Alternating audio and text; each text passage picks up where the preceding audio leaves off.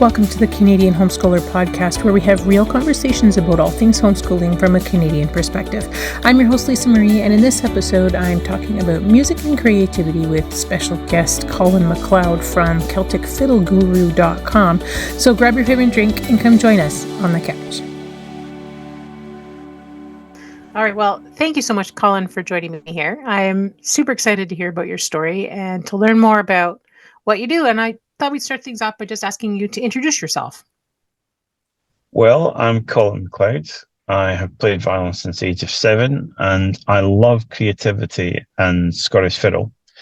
So that's sort of taken me a lot all over the world, including Canada, the US, Australia, Europe, and I've played over the top of Mount Everest at 33,000 feet in a plane with the violin. And so, I really love just seeing what's possible. And I think when we're talking about creativity, we're talking about the possibilities of growth. We're talking about the possibilities of having fun and adventure.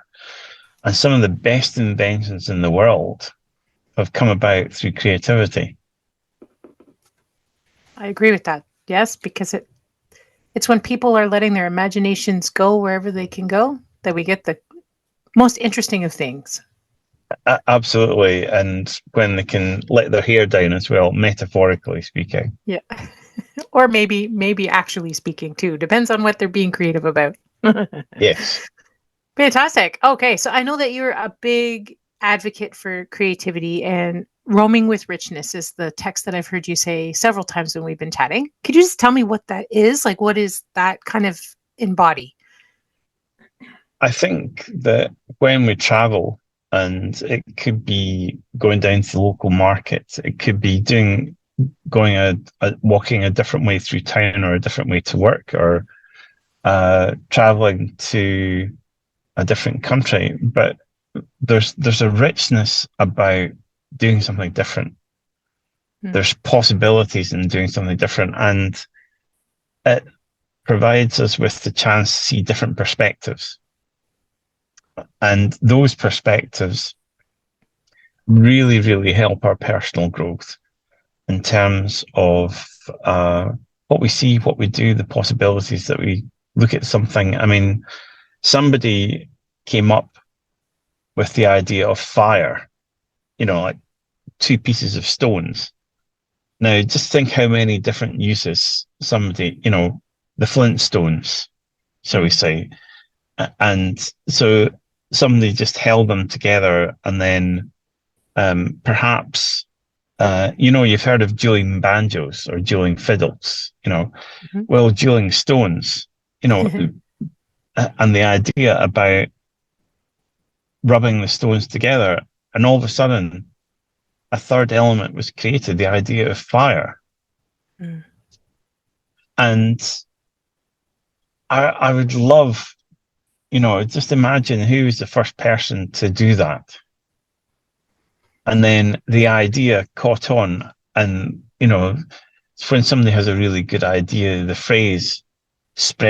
idea spread like wildfire.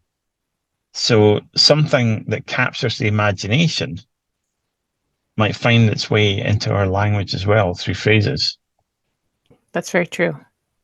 So I know that you're a fiddle guy. How does this tie in with the whole richness and creativity thing? Well, I love to take my fiddle wherever I go, because for me, the landscape in a country or a town speaks a lot for the people who are in the area, and vice versa. You can go to towns or houses and they've been built in a certain way. Perhaps somebody's seen a really, really wonderful view of the river, and I forgot to take the blur setting of the river that I'm actually looking at. So I'm going to actually, for your listeners, I'm going to send through some video afterwards just to show where I am. But the idea that the violin and the bow here. So this is my violin, and I'm actually in the car. And this is the bow. I'm safely parked, so don't worry. I'm not driving. And I love to play tunes wherever I go. So, for example, I'm beside the river here, and a tune might be. So this is in constricted space. Creativity really, when there's maybe at least one constraint, people creativity really reigns. So the one constraint is the amount of room I've got. So, Uh-oh, hold on. could you hear that? No, so I'm wondering if I need to. Hmm. Yes, no, yep. And I'm excited because I would have loved to hear you fiddle. I just can't hear anything. So that's really sad. The reason why I wanted to come here was to sort of have a change in the energy levels and Yeah. just to sort of have some brightness for for your audience. And so, they could at least just something different to capture their imagination. No, that was a great idea.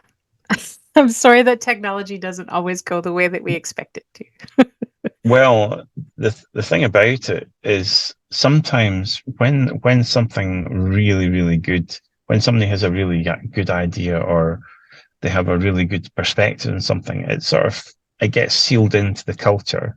So we've been experimenting live on your podcast with doing something different, with just trying, bringing some stuff together. So I'm in the car. It's raining outside. I'm beside the River Tay in Dunkeld, Perthshire. I'm looking out to the river, and somebody has created a big Highland cow in Mhm. blue with a big white cross on it, like the Scottish flag. And it's sort of like a tourist thing. It's like a thing that attracts tourists. So, um, Dunkeld is a very, very picturesque area, a very picturesque village of Scotland. It's maybe 10, 15 minutes away from Perth. And the history of the place. So this is the actual river. And you can see to the right, there's actually a bridge, which is Mhm. called Dunkeld Bridge. And that bridge was built by Sir Thomas Telford. And I think maybe, was it the 1700s or early 1800s? And Neil Gow, he's the father of Scottish fiddle playing. So he was alive between 1727 and 1807. He actually wrote a tune about that bridge. And it might have been a previous version of the bridge. And this is a great, great salmon fishing area for people, for fishermen, for anglers. And you can see that we've got all these, I think they're black-headed gulls around. So these gulls are sort of like they're very patient and they're very polite compared to their cousins who are larger and might inhabit coastal towns like St Andrews. I was in St Andrews yesterday, and I personally saw a seagull just go for somebody's leftover cake on a table outside a cafe. And but this is where I come from my creativity, from my ideas. And I just think it's such a beautiful place in the landscape. And for me, it has meaning because of the link to Scottish fiddle, because Neil Gow started the Scottish fiddle tradition 300 years ago. So 2027, in 3 years' time, now probably two and a half, will be the 300th anniversary of Neil Gow's birth. And every year, his birthday's on the 22nd of March. And every year on the nearest weekend, they have the Neil Gow Festival here. So you have adults and kids, people who are young kids who are schooling, will come here for lessons from some of the best people in Scotland from the Scottish fiddle tradition or people in the area. And they have concerts and they have sessions as well. And the Tay Bank is just one of the hotels up the road. And creativity in music, it used to be owned by Dougie MacLean, who wrote Caledonia, and he also wrote the theme tune for The Last of the Mohicans. And, you know, all this just within, well, what, 300 meters of me? And so the idea is that people have generated from here. I think partly it's because of all the different trees that have been planted. I think this land is owned by the Duke of Atholl. So way back in the 1700s, 1800s, they were planting thousands upon thousands of trees, maybe even a few million. And this is what has come to fruition now. The walks around the River Tay are absolutely stunning. And people come here for a weekend to have a sandwich or to play some music. On a Thursday night, they have a session at uh, the Tay Bank, and it's a very, very, it's always packed, and it's a very cheery session, very cheery music session. And you know, when people are feeling upbeat, there's a certain dynamic that comes into play. And that idea of you can do something, you can do different things. And I think with the beauty of the area, the music, meeting friends, that is, you know, there's a flow of creativity there.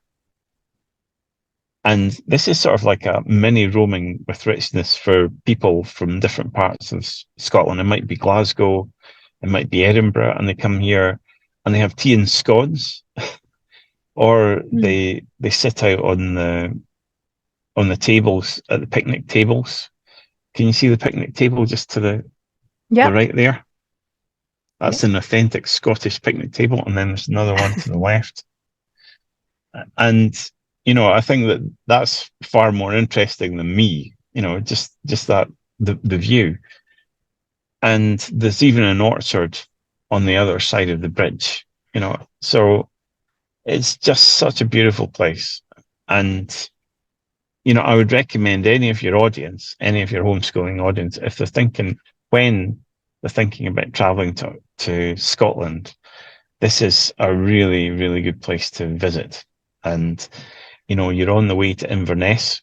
We've got Culloden up in Inverness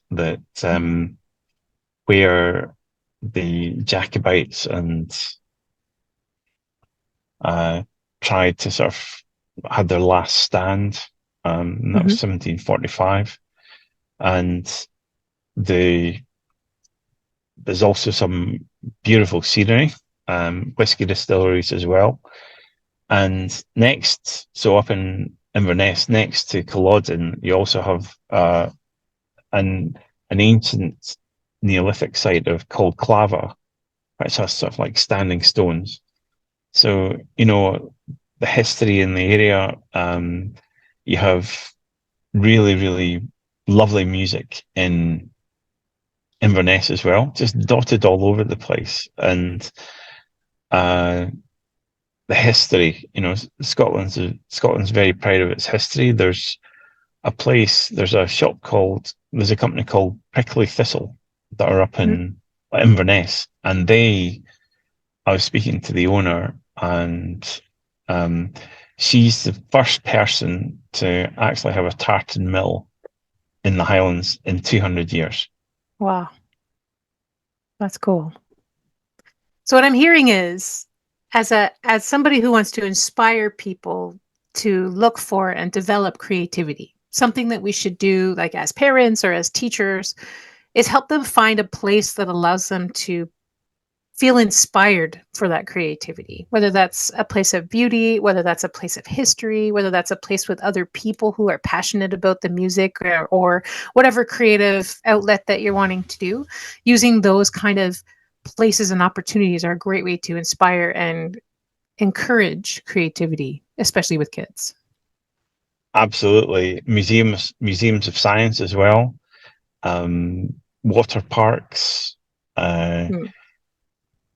outdoor rafting, places that really inspire. Yes. And, you know, sometimes people think there has to be a time limit on it.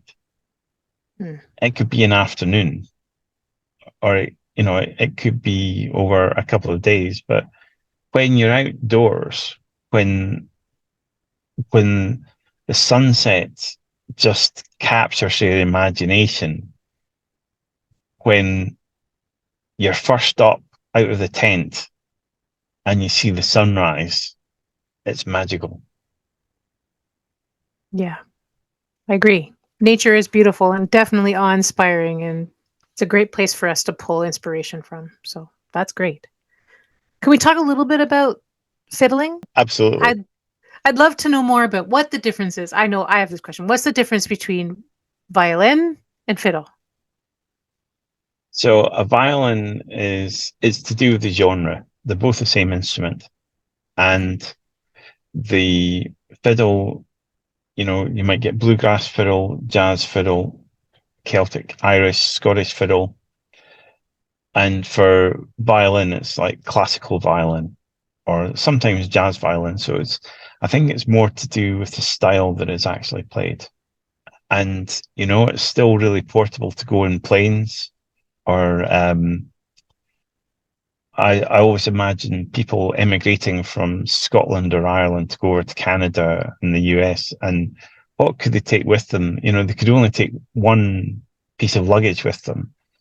And imagine if the violin or the fiddle is sort of one of the most precious items for the family. And fortunately, back then there were large families. So one of the kids could maybe have taken the violin or the fiddle, Yeah. and the other members of the family could take some more of the luggage.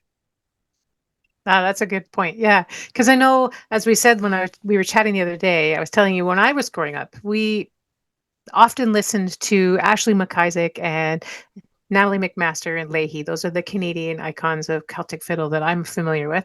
But they were on rotation on my CD collection quite frequently. But I know that Celtic fiddle is a huge part, especially on the east coast of Canada, about part of their cultural history for a lot of the people that immigrated here from some of the British Isles. So I know that that's a really popular thing, and I know that it came from places like Scotland, and I never really thought about them trying to get their fiddles and their violins here and how they would have done that, because it's true. I Even if you read the story of Little House on the Prairie, and Pa had his fiddle, and it was like the precious family thing that was something that was special to their family. And I think we kind of take it for granted a little bit because we have the ability to get musical instruments all over the place now, or variations thereof. So it's interesting to think about how historically these are much more valued instruments than I just have to go take violin lessons because my mom told me I had to take violin lessons. These were like family cultural roots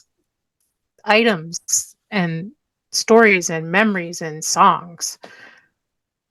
And a lot of the stories and the memories and the songs were passed from generation to generation orally.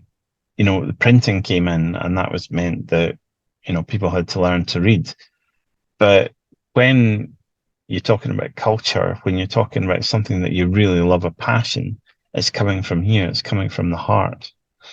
And that's one way in which people can really, really recharge and relax. So when Pa on the prairie said, this, hey, we've got to take this with us, the fiddle in its case and the bow, he was right. In a way, he was right, because it's one of the ways that you can truly recharge at the end of the day. So imagine perhaps clearing an area of woodland or traveling a huge distance with the horse and the wagon, and you're tired and you want to sort of like really revitalize yourself and revitalize everyone that's going around. And one way is to sit around a campfire and sing songs or play tunes. Mm-hmm. Or tell stories. And time just evaporates, and say people are feeling sore after a long day of walking or exercise, then there's an enjoyment with everyone else around where they can just have fun. Is that what Kayleys came out of? Yes. So Kayleys are the Scottish spelling, Scottish Gaelic is Ceilidh.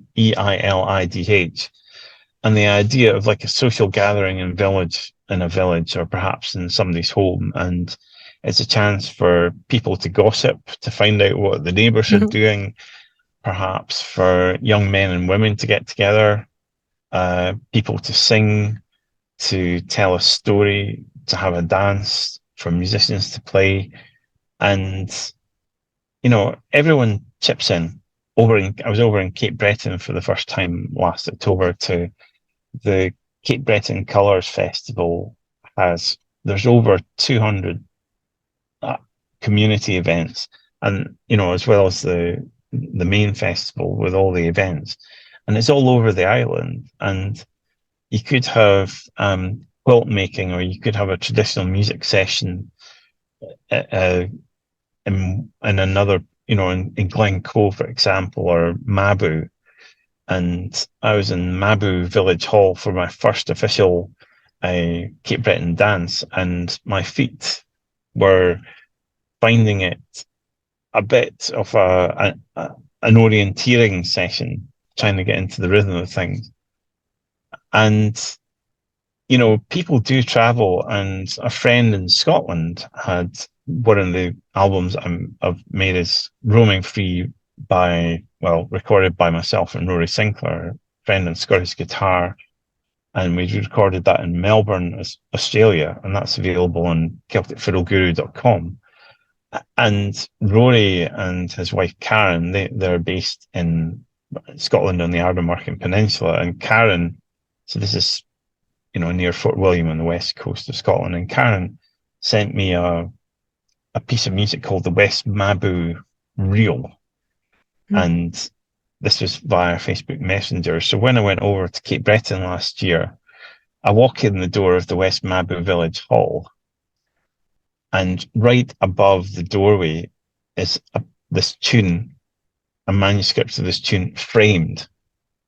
That movement of people from Canada to Scotland, or Scotland to Canada, it's fluid. People, when they were traveling, when immigrating, they brought with them their ideas of the culture at that point in time. So, for example, the Gaelic language.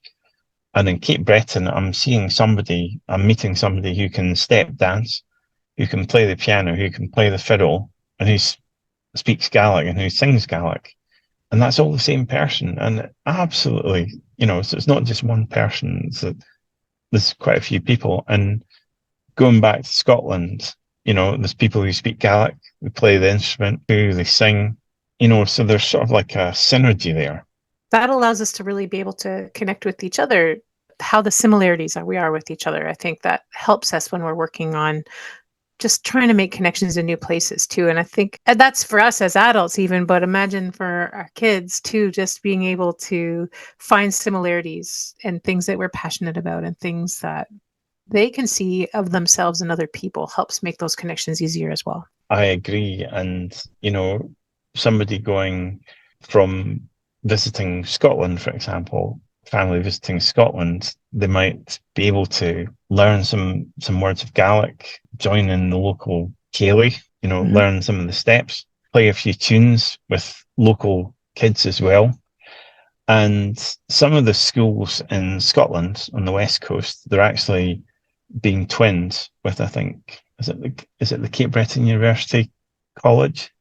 The children are learning Gaelic in some of the schools up in primary school, and then there's a twinning with Cape Breton as well, so that they can go over, or an exchange can occur, and the kids can speak Gaelic. They can have, they can do things together.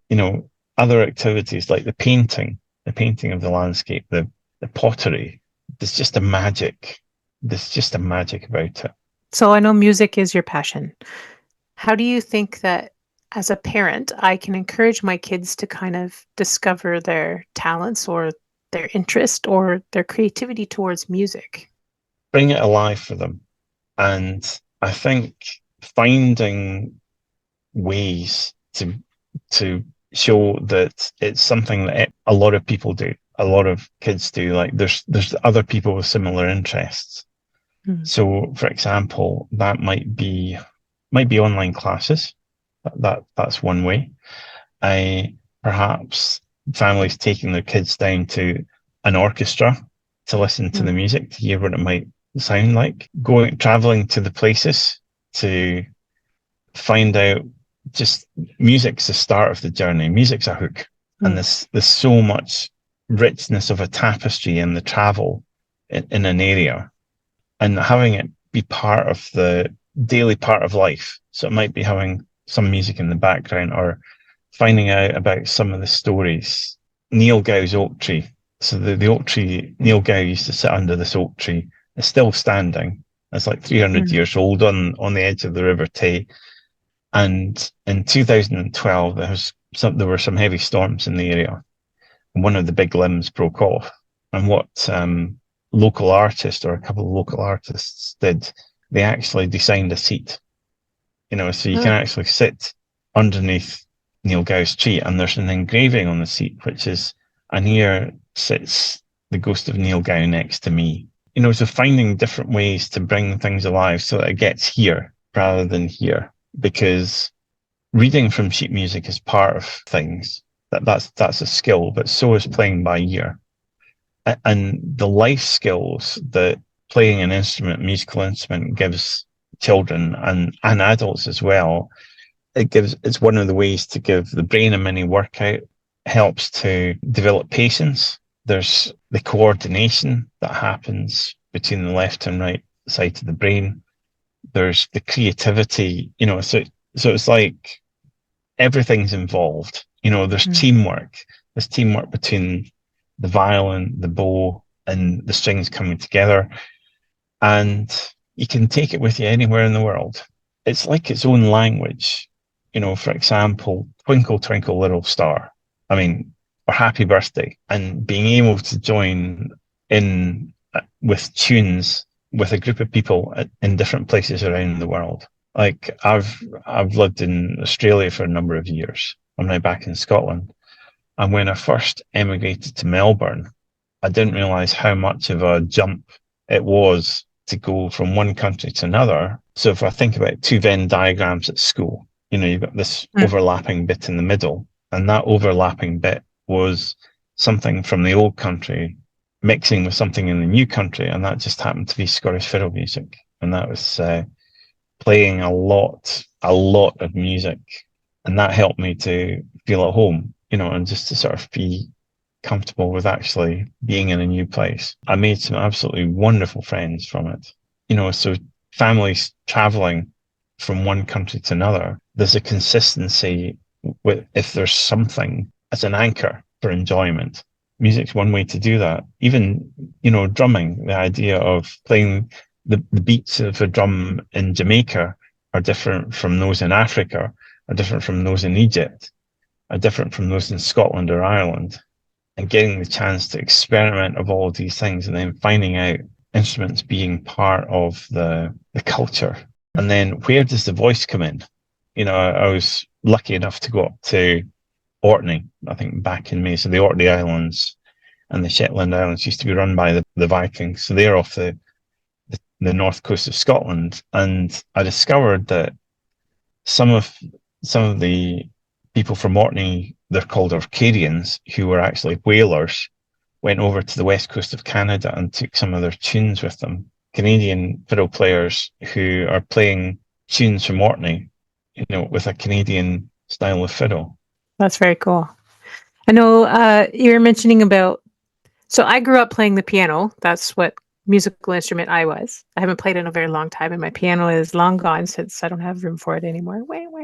But I did play it for a long time. And I grew up playing it with classical music and doing all the things. It wasn't until I was older that I started playing with friends, more like, we're going to do jam sessions and stuff. And I had a very hard time doing that because I'd been trained to do things according to the music, and everybody else was just guys who'd learned to play guitar on their own or things. So they played by ear and by heart and by just kind of the flow of the music. And I was always like, where are we? I don't know what we're doing.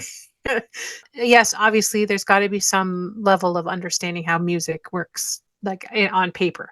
But I think the idea of using a heart to learn music is a really important skill. And I think that if it's not included in a music education, it can make it not as enjoyable, maybe even because it's too structured when music is supposed to be this free expression of who you are. There's a place for both things, obviously.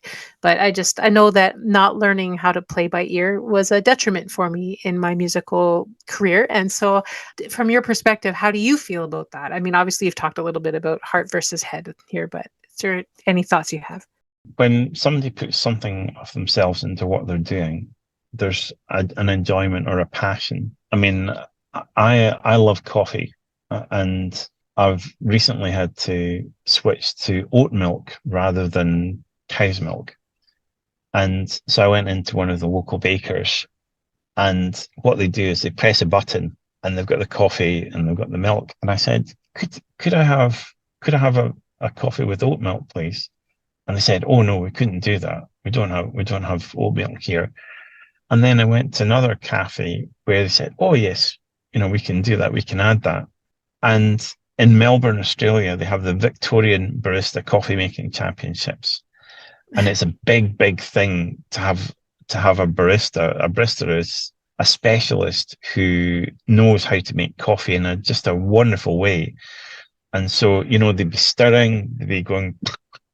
They know that the temperature for the milk has to be at a specific temperature. And people come back to that. People go back to the same cafes again and again and again because I think because somebody is putting something of themselves into what they're doing. So with a piece of music, we've just had the coronavirus pandemic. And one of the things that people really, really wanted was to connect in person. And playing the violin by ear helps that, playing an instrument by ear, because you put something of yourself into the conversation that you're creating. And one of the ways that I love to do that, I go out and I will literally play beside the river and I will play what I feel like playing. That might be a few notes. It might be something a bit more expressive. There's no sheet music involved. I'm just playing what I feel. And I think that that's been one of the ways that I've brought playing by ear into part of the skill thing. And the other thing, it is a skill, and it can be learned, and there's different ways to do it. And there's techniques that people use. It can also be fun. Making something fun, making something, experimenting with something and giving yourself permission to have fun is something that I would recommend to everyone, whether they are taking up a violin, learning a new language, learning a new hobby. Give yourself to have permission with something. And, the idea about failing at something, failure is not really failure. It's about the learnings that come from that. It's about trying something and then trying it again in a different way, like having the ingredients for cooking a meal and then experimenting with maybe a bit more flour or leaving the cake in a bit longer, for example, or having fun. And the way that I see that coming into music is where somebody might hold on to notes a bit longer than it says, on the sheet music, or, they're playing with the notes, they're playing it as they heard it. And something that is really, really important, which, if we are only reading something, where's the dialect in that? Where's our own voice? This idea about learning, speaking with our own voice, and somebody who's hearing something and then working on creating a similar sound. That's them developing their own voice. The lyrebird in Australia, it can imitate chainsaws. It can imitate phone rings. This is in the wild, and people are so surprised about that. And one of the things that they say it can't imitate is the Aboriginal word cooey, cooey. And that's when people are out in bushwalks, in case they're lost, they shout, cooey. The story I was told was that people use that word, that phrase, because it's one thing that the lyrebird can't actually imitate. There's all these languages in the world, and the actual dialect, I was hearing somebody talking about the different dialects that they could hear when people were playing music in Scotland, and how that's not so much anymore because maybe people are being taught in one way, or But when you get the nuance of an area, that there's something special about that. There's something special about the way that Martin Hayes plays. Martin Hayes, Irish fiddle player, he plays really slow, some of his tunes, and then he plays really fast. Or the way that somebody from Scotland pronounces loch, whereas England it's loch. And it's also a lot of fun to have a conversation about it. So can you tell me, I know you teach Celtic Fiddle and you do it online for people from all around the world. So can you tell me where people can find out more about your programs so that if they're curious about getting started, they can reach out to you or learn more about what resources you offer? So people can go to celticfiddleguru.com, and if they want to send an email, they can send it to support@celticfiddleguru.com. I'm also on facebook.com/celticfiddleguru, instagram.com/celticfiddleguru. And something which I did recently that might be of interest to your audience was around creativity and looking at some of the different ways to bring creativity and adventure into homeschooling, and school children's lives. And that's it. So they can go to roamingwithrichness.com and register there. And you've got there's 5 speakers there who talk about a culinary trip around the world. We've got Dimitra, who is a piano teacher and has used her learnings in piano teaching to teach Greek. And she loves the Greek culture. And we've got Alison, who's living in Portugal now, and just the idea about moving from one country to another and some of the considerations. And I think we've got Shelley about personal time as an adult whilst you're homeschooling your kids. And I'm talking about traveling with tunes, the idea about playing in different places in the world. And what does that mean? What are the learnings that can be brought to life? And Celtic Fiddle Guru also means creativity for growth, CFG. Lisa, what you're doing, you're really bringing all the richness of all these people with different backgrounds together and different strengths. And they talk about one of the best ways to bring up a child is in an African village, because all these different perspectives, all these different strengths that people bring to the table. And for children to get a sample of that, I think that's really wonderful. Well, I appreciate that. Yeah, I feel it's really important that we hear voices and perspectives outside of our own, and to be able to be exposed to such a variety of things. Whether or not I'm great at doing that with my own kids all the time, I can't say, but I try really hard to make sure that the community knows what's available out there so that they can explore for themselves. That's what's really important to me. So I really want to thank you for giving us some of your time. I'm sorry we had some tech issues here, but hopefully we can connect again and people get to hear your amazing playing instead of just a quiet silence. Well, thank you for having me on your podcast, and I look forward to doing that again. And I'll send a video to you. So the rain has stopped here, and I'll go out and I'll do some playing, and I'll maybe play some Scottish traditional tunes, and I'll make something up as well. Thank you very much.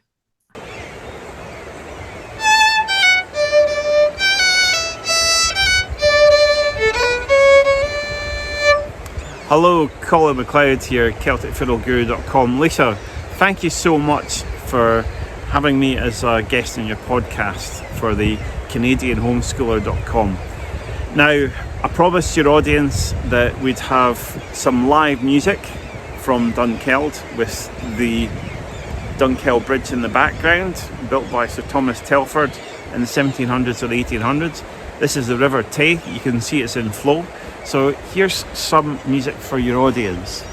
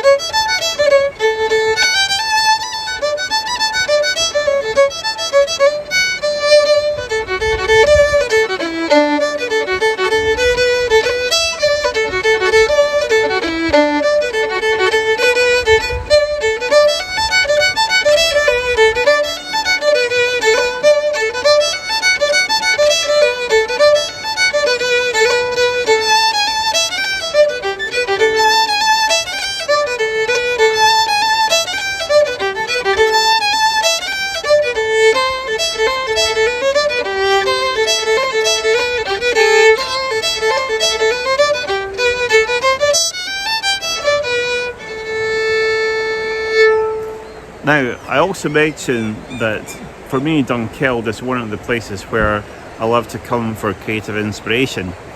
And I do love, you can see all the midges out. Oh gosh, there's thousands of them. And I do love music in the landscape. So here's an impromptu, just made up tune.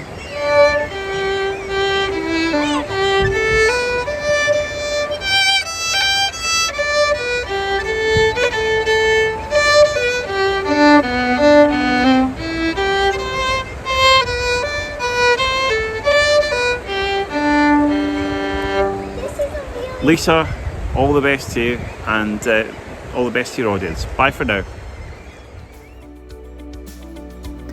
Thank you for joining us on this episode of the Canadian Homeschooler Podcast. I hope you enjoyed a conversation with Colin about music and creativity and enjoyed his beautiful music playing.